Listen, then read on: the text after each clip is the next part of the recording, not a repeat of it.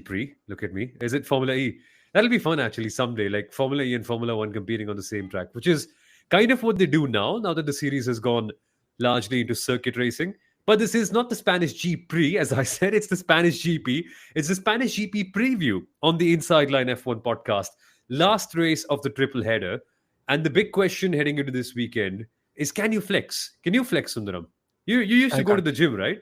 Can you, like, You very correctly put it. I used to go to the gym until 2 months ago. So yeah, I need to get back into my routine. I'm sure my trainer's massively pissed for not seeing me for 2 months now. Yeah, I should probably head back after this weekend.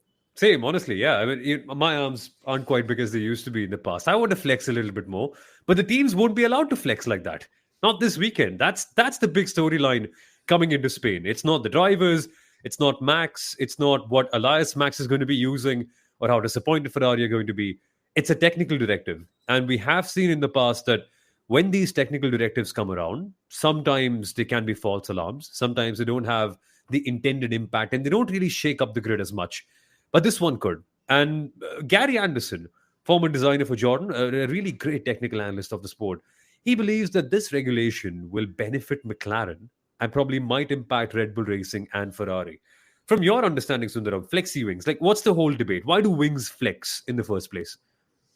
Okay, so it's the era of ground effect regulations and rules. So you tend to look for downforce in several ways. So the one place where you get the most downforce is, of course, the floor, which you can't see when the cars are on.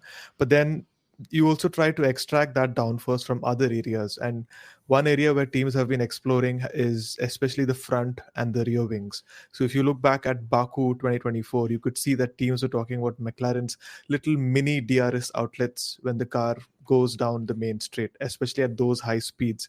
It's only visible when your car is at that high speeds on straights. So little murmurs around mini DRS or ways of how teams were finding ways around finding downforce with their front or rear wings started appearing. And also a lot of attention came to the front wings, where under a lot of what do you say, pressure on straights, the wings tend to flex. And especially on straights, if that's the case, you tend to generate a lot more downforce. There's lesser drag for you to play with. And a lot of teams, not a lot of teams, I would say at least Red Bull and Ferrari were the ones to kind of indicate that. The FI did do a little bit of looking into it. And then they said, okay, we're going to increase or we're going to, what do you say, a little bit more strict in terms of how we measure this is done. So in that case, this week onwards, the tests are going to be more strict to ensure that the flexing is a lot lesser than it what at least seems so. Yeah, I believe it was like 15 millimeters. It's now going to come down to, is it 5 that the limit is? Yeah, it's going to be a really tough weekend for teams, and the process has shifted. And the reason why they do that is if you add a consistent, sturdy wing, you will get consistent, sturdy downforce in the slow speed corners or when you need that downforce. But when you come to the straights, it will be consistently draggy. So flexi wings offer you the chance to get a bit of both, the best of both worlds from these wings. And that'll happen less. That'll mean that the cars will perform more consistently, like the wings will perform consistently, but the cars as a result might get a little more inconsistent. But that depends on your design and how you actually manage things out. And Krishna has rightly pointed out, this could well be the last race of our no overtake triple header, which is a very valid point, my friend, unfortunately, because Spain is a very strategic circuit, one where tire management always is super important. Lots of long right-handers. Turn 3 comes to mind, turn 4 comes to mind. We have the fast turn 9 section as well, and then the slow left-hander at turn 10, followed by the quick corners right towards the end of the circuit. Very technical track, Sundaram. So tire management, emphasis on that, and hence the wings will also become super important because as we've seen with McLaren, if you've got the right aero configuration, if your wings are working in the right way, your car will be consistent. It will burn up its tires less. You might have to make a lesser pit stop, or maybe you can attack a little bit more on your tires and still keep that life. And that has been McLaren's strength. And it's also a hot weekend. It's Spain. So I'm already banking for them. Like, I'm saying Oscar Piastri is going to go get a win here already. Yeah. See, it's going to be a very tricky weekend. There's lots happening. First and foremost, like you said, the weather conditions, and it's going to be hotter. Secondly, teams bring in a lot of upgrades for Spain. Keeping aside the whole flexi wing directive and everything, teams generally bring a lot of upgrades to this track because Spain has been largely looked at as a test track. It has Yeah. a lot of good combination of corners and straights. Although we have lesser low speed corners now than in the last couple of years, but it's still a great track to test out your upgrades and see how well they tend to do. And the general understanding is if your car is good around Spain, it's pretty much good around the whole calendar across a whole variety of circuits.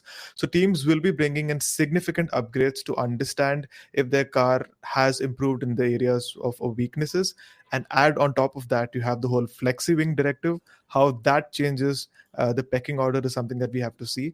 What we're also going to witness this weekend is a little test on the skid blocks as well. So if you remember in Japan this year, we used to see a lot of grass fires because of sparks coming from the titanium skid blocks. This weekend, since there's a lot of grass around the Spanish circuit, teams are going to test out steel skid blocks, or at least that's what the intention is.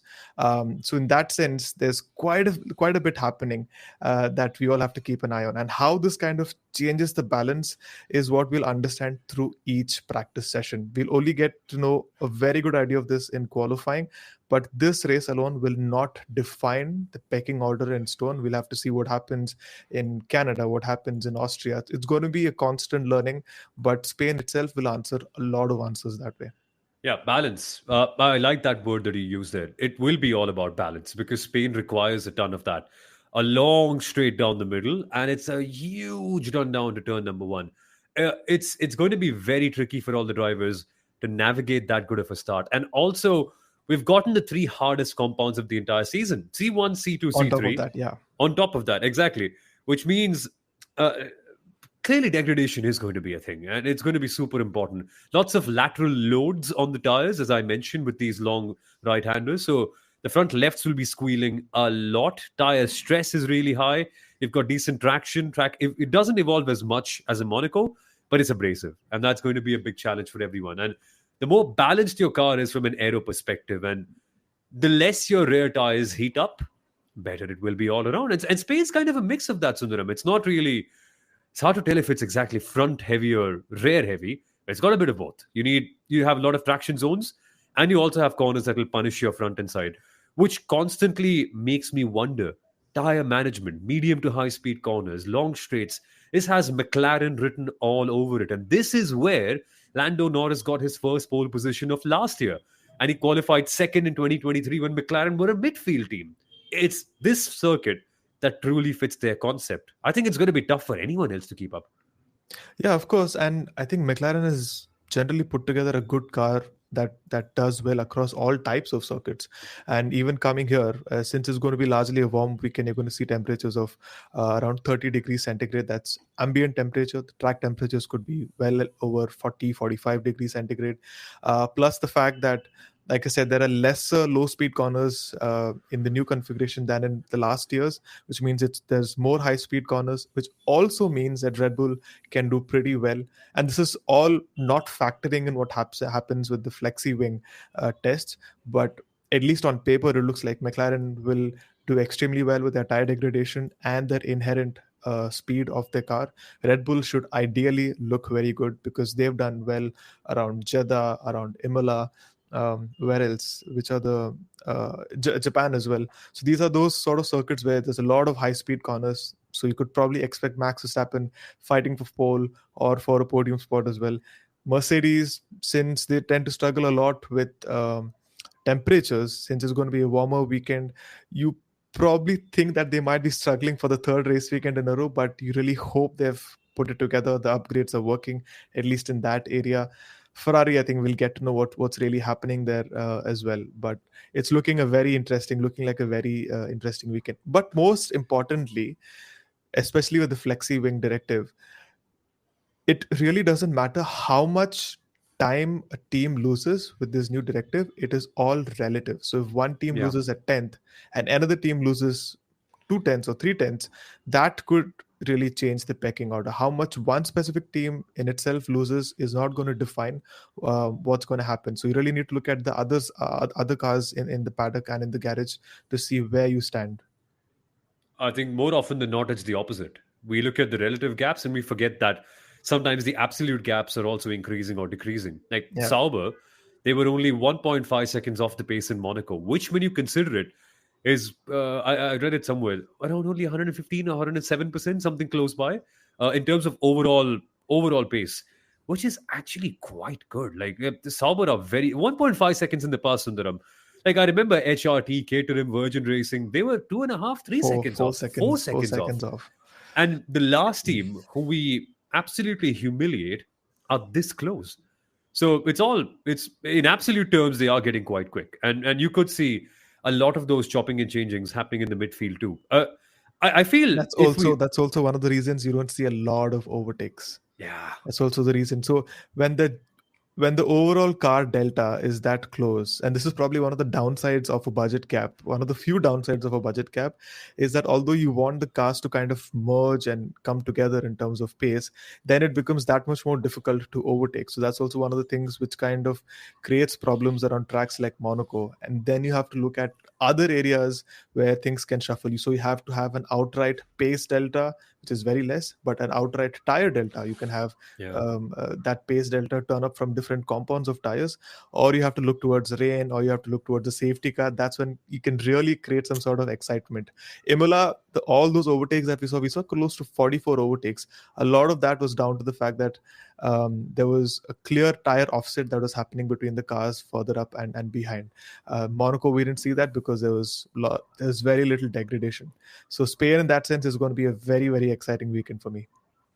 It will be. And Krishna has got a few interesting comments that they've already brought the stiffer front wings, and in the temperature, the Merc tires will give up, as you mentioned, Sundaram. It is a genuine issue.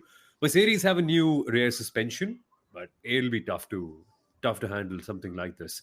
Uh, I mean, the one other thing is also for Mercedes in specific, because the thing is, if you go back to last year, Red Bull did really well in the first 7 races, and and one of the key reasons why Max Verstappen won the title is because he made a very good advantage of his first 7 races. He managed to gather enough points so that even when Lando Norris was trying to catch up, he wasn't able to catch up so far up and surpass him in the title. That's what they did in the constructors' title. McLaren were probably over 100 points behind Red Bull at one point, but they were able to really catch up. This year you can see Mercedes, Ferrari and Red Bull are very close in the title for second place, and Mercedes will be kicking themselves for the sort of points that they've lost over the last 2 rounds. This weekend, if it defines how a team is able to go further up or fall further back, Mercedes is going to be really hurting that they didn't collect a lot of points in the last 2 rounds. Last year Ferrari did not win the constructors title because not because Charles Leclerc qualified somewhere at the back in Abu Dhabi. It's because of those 3 or 4 races around Spain, Canada, Austria, where the upgrades did not work. They made a few strategic errors, and those errors actually eventually were what mattered in the constructors title as well. So Mercedes really has to show up, and they really have to turn the tide from what's happened in the last 2 races. Phases, right? As you described, you have to break the season down into phases. As Krishna and Equity have also said, struggle is what's been happening. It's a strong word, but who knows? And this comment from Equity was related to McLaren struggling on the flexi wings. It's still hard to tell. It's still hard to tell. But you look at the gaps in Bahrain, you look at 30 seconds, 1 minute to other teams, and you feel like even if the wings don't flex, they might come down a bit. But 30 seconds, 1 minute, that's a lot. Like you need something fundamental to make sure that McLaren are just not as quick as they were in the past. Driver in focus, though, it would be Max Verstappen. This is his playground. He won the first ever race of his career here in his first race with Red Bull. And he's been excellent in the last couple of years too. And his start, or rather Lando's poor start last year, was a big factor in why Red Bull was so competitive. And then again, we've seen whenever Max was up against Checo at this circuit, he used to absolutely school him. I think he once won from a Checo pole too and dominated the race in spite of having a less than functional rear wing, which tells you how good Max is at a high speed, intense circuit like Spain. And it's only gotten faster now, Sundaram. No final couple of corners, no terrible bus stop chicane. We can attack, we can go faster. And the profile of turn 10, the left hander, has also been changed a little bit. It is becoming quite quick now. So As you mentioned, quite like Suzuka with the same tire compounds, Max could be in the mix, and that excites me a lot. Definitely. I mean, if this was the configuration from 2 years ago, where I can't remember the corner number, but then if you go back to the configuration 5 years ago, and if it was this year's Red Bull, you'd probably not put Max right up there. He would probably still be struggling, especially in the third sector. But that's all done away with, and it's a lot more flowy than in the last couple of years. So this is right up Red Bull and Max Verstappen's alley for them to perform and put it in a good spot. Again, depends on how the flexi wing tests go on and how the new upgrades that teams have brought in. That depends. No, but actually on that point, this flexi wing directive has been in place since January, and it's very unlikely that a team would come to Spain with the new parts. So you would probably already assume that they have brought in those newer upgrades that were set for Spain. They must have already brought that for Monaco, or they must have brought that for Imola to test and see how their new wings or how their new upgrades are doing, so that they can prepare in advance for Spain. So I wouldn't really assume that teams are bringing the new front wings for this weekend in itself. Teams always have to prepare in advance. So I think they must have already figured out where they stand. And that's going to be vital. Correlation, managing the wings, making sure that they fit in with exactly what you want to do. And they've been planning for this for a while because they knew this update was coming. They knew that this regulation would be coming at this point in the season. It'll be interesting. And this makes me wonder about the racing in general. I know we've sort of ruled out Mercedes. It's going to be tough. My bold prediction was that I don't think they're going to make it to the top five in the race. Oof. But Ferrari, it may also be tough for them. We saw in Monaco that they were capable because of their mechanical grip, because of the fact that every single team had to ride their car higher because of all the aggressive curbing. But Spain doesn't offer that. So suddenly you'll see all of McLaren, Red Bull, Mercedes, everyone riding lower. And we know, Sundaram, whenever Ferrari has to ride low, they end up scraping their plank. And because they do that, they've got to ride higher. And when they ride higher, they just don't have the same level of performance. Spain might be tough. And in this concept of cars since 2022, I don't ever remember Ferrari being convincing here. Not once. Possibly, yes. But also, you need to remember that Imola was also a high speed circuit, and they did pretty well with the upgrades that they brought in there. Although they were struggling in qualifying, that's been the trend, at least in the last two race weekends. They've been struggling in qualifying, not really being able to switch on their tires. But that's working on race day. And like I said the last time, as long as the car is quick on race day, that's good sign. So as long as they can maintain that in Spain as well and still keep the tire deg under check, should not be a problem. But I think Ferrari is one of those teams that you can't really put your money on them and be okay about it, be happy about it. Things can change from session to session. Things can change from one round to another, and you really have to see what happens on that day. But I hope they are there in the mix. There's nothing like having Ferrari in the mix. There's nothing like having a three-way fight, and I hope they are there at least if in case Mercedes is not there. Well, if you were an F1 manager, quite like the partnerships we're seeing on your page, excellent content by the way. Who would you pick as a part of your team for this weekend? Two drivers. This could be our bold predictions. Who are you backing for the win? I said Oscar. Is he in your team? It's difficult to keep out Oscar, but I think I'll go with Lando and Max for this weekend. Max, just for the sheer performance that he's able to extract from that car, and knowing that Barcelona is more of a Red Bull track, and the fact that Lando Norris has delivered such a statement win in Monaco, taking all that pressure in qualifying and the race. So I'm going with Lando and Max this weekend. There's a reason why I'm not going with Lando, and it's because he's been struggling with lots of long corners. After Suzuka and after China, McLaren did introduce some small updates to the car that would help Lando Norris with the trail braking aspect, like just making sure that he doesn't quite chew as much of his front tires on those long rotating corners. Spain offers a few of them, which is where things might be a bit tricky. And we saw that in Bahrain, which is in nature somewhat similar to Barcelona. Oscar was great because of how well he was just able to transition off from the brakes to the acceleration. It's those 90-degree corners. Leclerc is by far and away the best at that, as we've seen time and again at Baku and Monza and all these other places.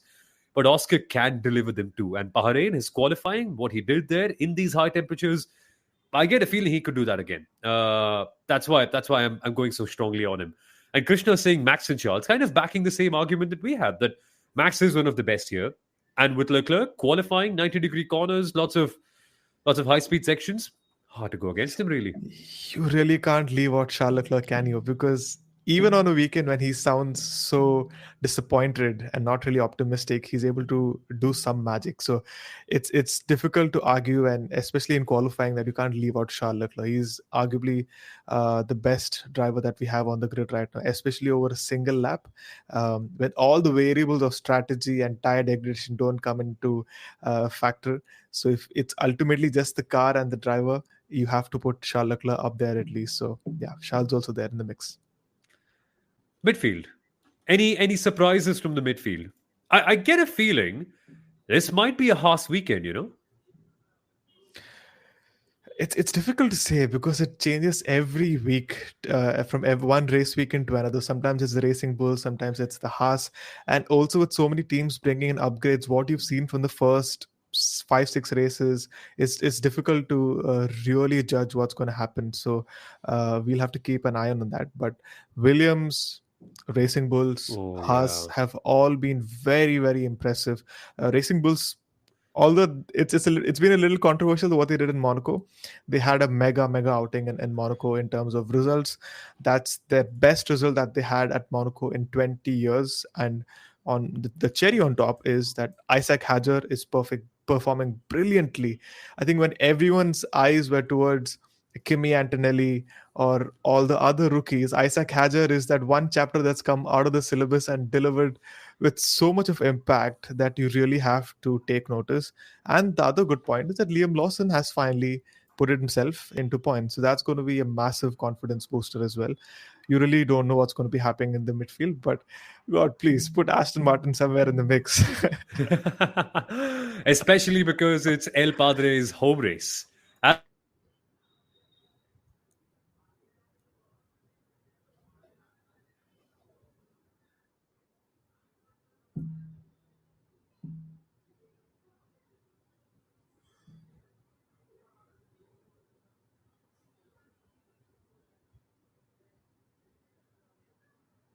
Okay, I think we've lost Soumil.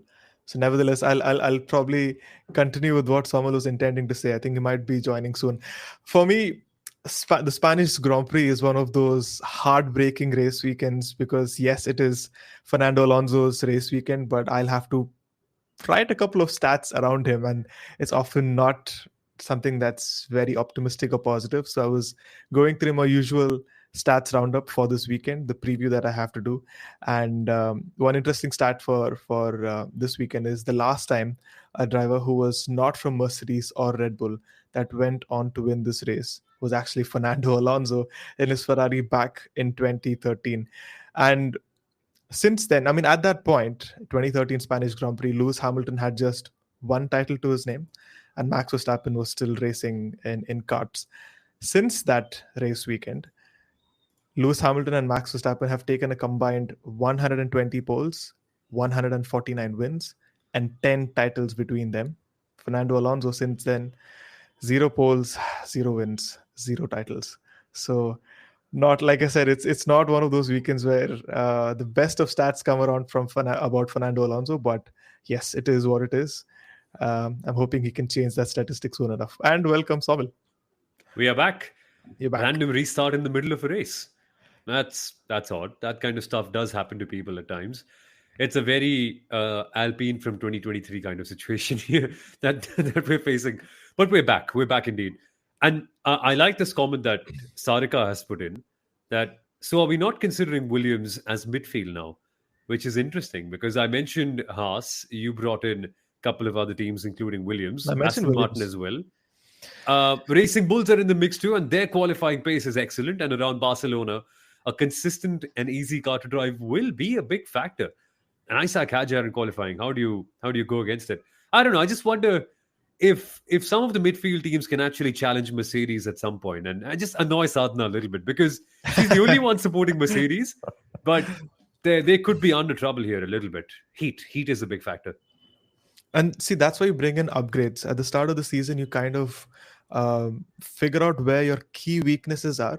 And as we continue to go to a lot of the hotter circuits, that's going to be probably their main reason, or the main area where they want to bring in upgrades to, even if not completely resolve, or at least try and mitigate it to some extent. So I think even one of the recent debriefs that Mercedes had, they did mention that one area that we're really focusing on is those tire temperatures, and how being able to manage the degradation around warmer temperatures.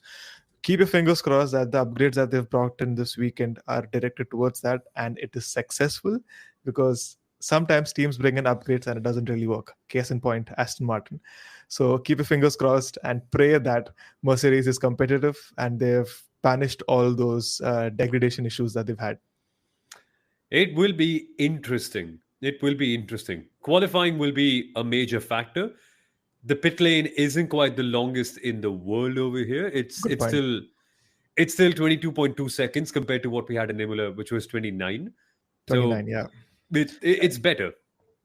And it's one of the reasons. So there are two factors. One is, like you mentioned, the pit lane is, or the pit loss is much lesser. It's 22 seconds. I don't think so that's the smallest, but it's still very less.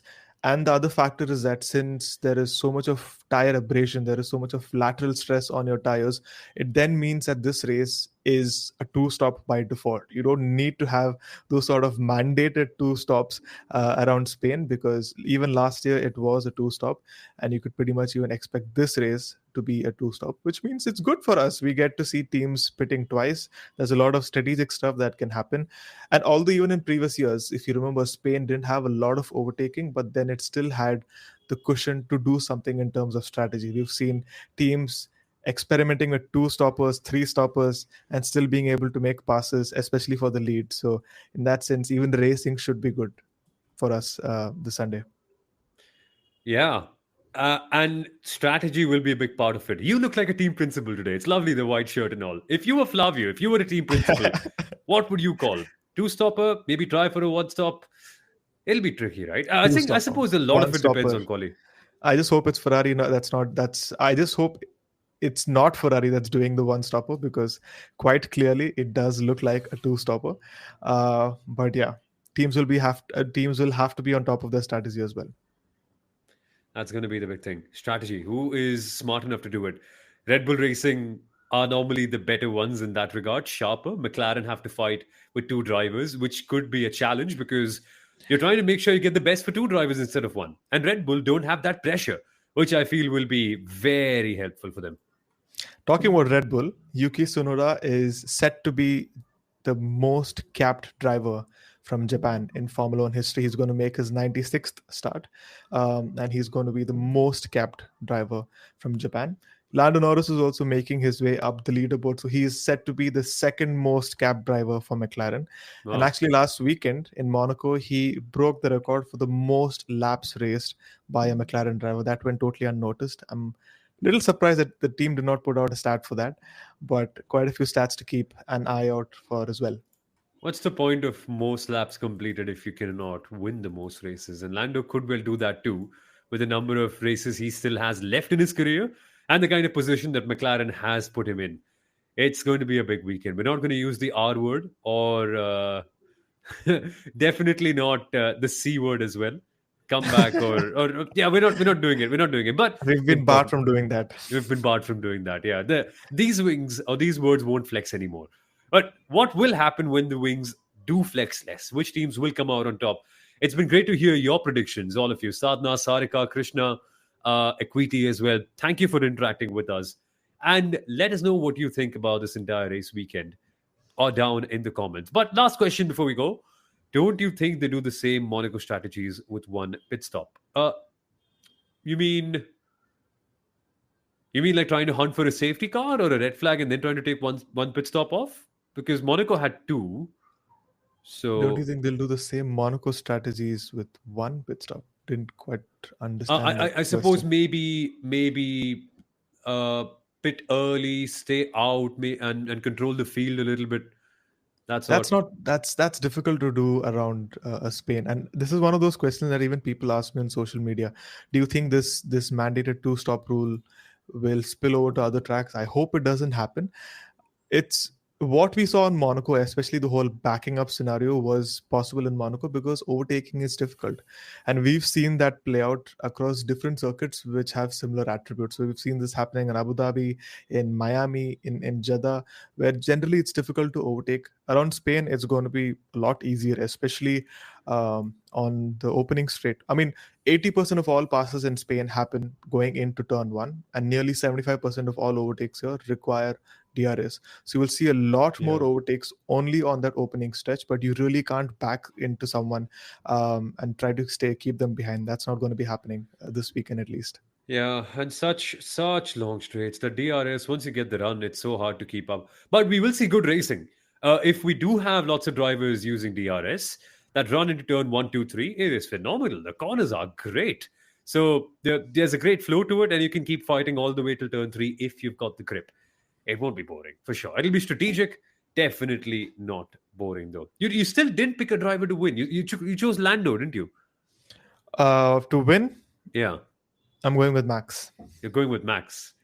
So I'm going Oscar. Sundaram's going Max. But there is also Flexi Week that's going to be happening. Oh, then I'm going to take the safe bet with Lando. No, but I'll go with Max. I'll go with Max. It's difficult to keep Max Verstappen and that Red Bull strategy team out of the equation. It'll be interesting to see.